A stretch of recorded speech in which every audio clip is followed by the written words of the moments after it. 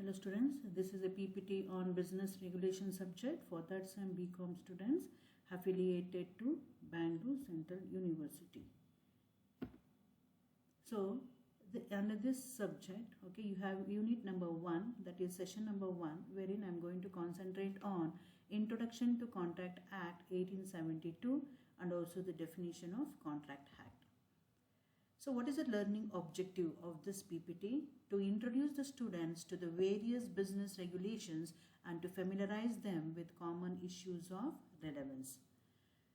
So the session outcome will be, the students will be able to understand in detail the emergence of Indian Contract Act and also the importance of components of a contract. So first let me give a brief discussion about the introduction to Indian Contract Act 1872. So the Indian Contract Act came into force on 1st September 1872. So Contract Act is the most important and basic part of the business law. It is considered to be the foundation for many other laws. When a person buys a dress or haircut, stays in a hotel or gives a loan to another person, he enters into a contract. So it creates a legal relation giving rise to certain rights and obligations. The term contract is derived from contractum, which means drawn together.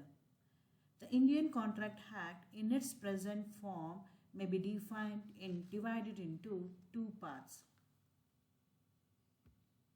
The first part, that is, it starts from section 1 to 75. It deals with the general principle of the law of contract. And the second part, sections 124 to 238, deals with special types of contract, namely indemnity and guarantee, bailment and pledge agency. So now moving on to the definition of contract. Sir Frederick Pollock defines a contract as every agreement and promise enforceable at law. According to section 2 subsection H of the Act, contract is an agreement enforceable at law. So from this definition, it is clear that the term contract has two important components, namely agreement and legal obligation. So what is an agreement? An agreement gives birth to a contract.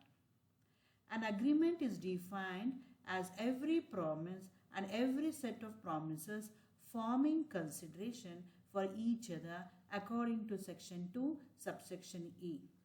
Thus, an agreement is an accepted proposal wherein agreement is equals to offer plus acceptance.